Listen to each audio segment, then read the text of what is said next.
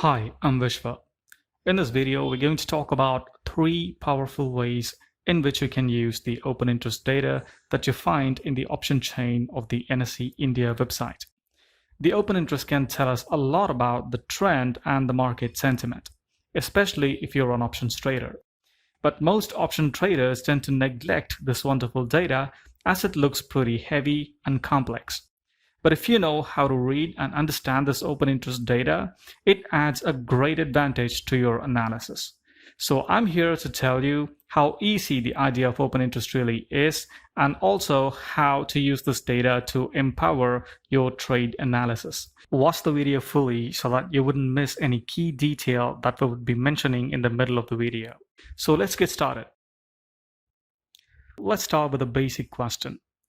What does this open interest really tell us? Very simply, the open interest keeps track of the number of open positions in the market. In other words, the open interest tells us whether the traders are entering into new trades or closing out their existing trades.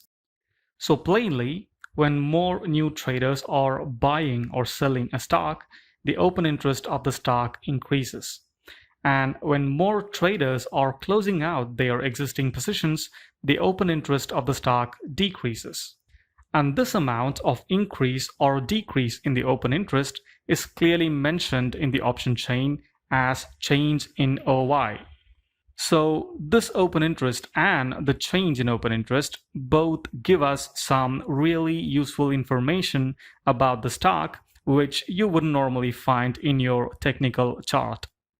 And just a quick note, when you use option chain to analyze, you have to know that at any given point, option sellers have a lot more information than the option buyers, because option selling comes with high risk and high capital requirement. So most of the option sellers are either big monies or institutional traders. Obviously, these guys have a lot of information at any given time than the retail option buyers. In other words, individual traders like ourselves. So it's always better to look at the option chain from an option seller's perspective than from an option buyer's perspective. This way you can get an idea on how the big money moves their funds from one strike to another. So now that you have a clear understanding of what open interest really is and what it means, let's just move on and begin to see how to use this open interest in our own trade analysis. Number 1 is using OI to find out major support and resistance points. Doing this is pretty simple. Go to OI column of put option in the option chain table. In here, mark the top 3 highest OI values. Here we go. Now, the strikes of these 3 values will act as some major support levels when the price comes down. Right? Now, let's go to the call side. Here, again, mark off the 3 highest values in OI. Now, these 3 strikes that have these highest OI values will be our major resistance levels when the price goes up. The logic here is pretty straightforward. More OI means more sellers at these strike prices, which means that the big monies are expecting the price will not easily break out of these levels.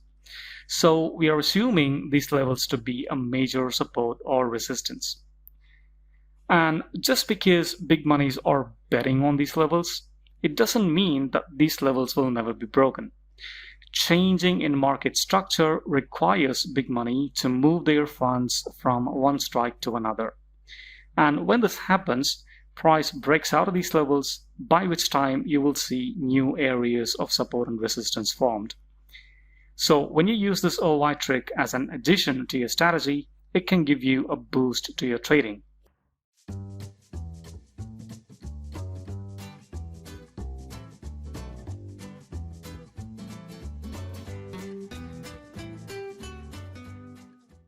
The second thing that you can do with open interest value is you can find the range for trading short strangles.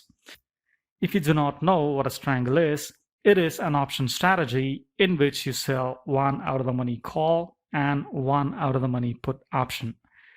You do this when you expect a stock to trade in a range or consolidate. So coming back to the example, you can use the open interest values to find these out of the money strikes. Like in the previous example, you can choose the strike that has the highest open interest value. And when you do this, it adds a greater probability of success to your strangle trade. In here, for example, we can sell a 22,500 call and 22,500 put as they have the highest OI values built up. And by the way, just remember, this trick is just for choosing the strikes for your short strangle trades and not a major indication to sell options. The third and the final thing will be pretty interesting because we're going to find the trend of the stock. And for this purpose, we are going to use two things from this table: change in open interest and change in price. Combining these two would give us a pretty good idea of where the price would probably head in the future. But before we go in any further into the topic, just remember that the call sellers are always bearish on the stock and put sellers are always bullish on the stock.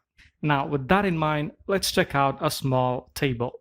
Now, this table is a snapshot of the relationship between the price and the OI. Here, if you look at it, we have four conditions that tell us about four different scenarios in the market. So firstly, when the price goes up, along with the open interest, it tells us that more buyers are entering into the stock. So we can assume that the buying trend is going to continue.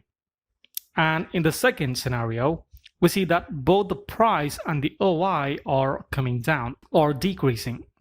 This means that the buyers are exiting their long positions, which indicates a possible trend reversal in the near future.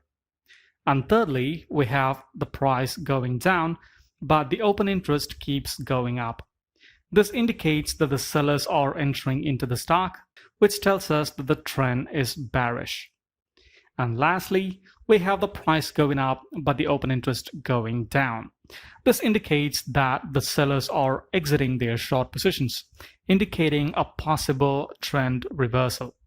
So, these are the four scenarios that you can find by combining the change in price and the change in OI. So let's go on and see how we do it with an option chain. Here in this option chain, if you look at this area, you can see that change in OI keeps decreasing. And along with that, the price is decreasing as well. And this tells us that the call buyers are exiting their long positions, which indicates slight bearishness, but it's not really confirmed yet. So here, when you look at this out of the money call area, you can see the change in OI keeps increasing, but the price keeps decreasing. What this means is that at these levels, more people are selling the call options. And when people are selling call options, it indicates bearishness in the stock. And coming to the put side, we see that the change in open interest in this area keeps decreasing along with the price. This tells us that the put buyers are exiting their long positions, indicating slight bullishness. Whereas at these strikes here, we see an increase in the open interest when the price keeps dropping. This tells us that more people are selling put options at these levels. Now, this sets a clear trading range for us. If you take notice, you can find that the maximum OI for put is at 22,000 levels, and max OI for call is at 22,500 levels. Now, what it tells us is that both the call and put sellers believe that the price of Bank Nifty is going to trade inside this 22,000 and 22,500 levels in the short term, say for next 1 or 2 days. And one little thing I'd like you to notice here is that the price is already too close to our major resistance, with more number of traders selling call options than to the major support level right here. So this indicates that the price has a higher probability to go down in the near future. to our next major support, which is at 22,000 levels. So this way, just by applying some logic, you can get a lot of wonderful information about the short-term trend, which you can use as an added confirmation to your analysis. And just so you know, these OI tricks work way better in index options like Nifty and Bank Nifty than in stock options, because most stock options don't really have a reliable amount of liquidity in them. And lastly, there is one more interesting thing you can do with this option chain table, which is you can find the probability of your trade success even before entering into the trade. But that's a topic for another video. Now, if you like this video, give us a thumbs up, and if you find the contents of this video useful, you can share it with your friends and fellow traders who can also make use of this. Well, thanks for watching. Have a great day. Thanks.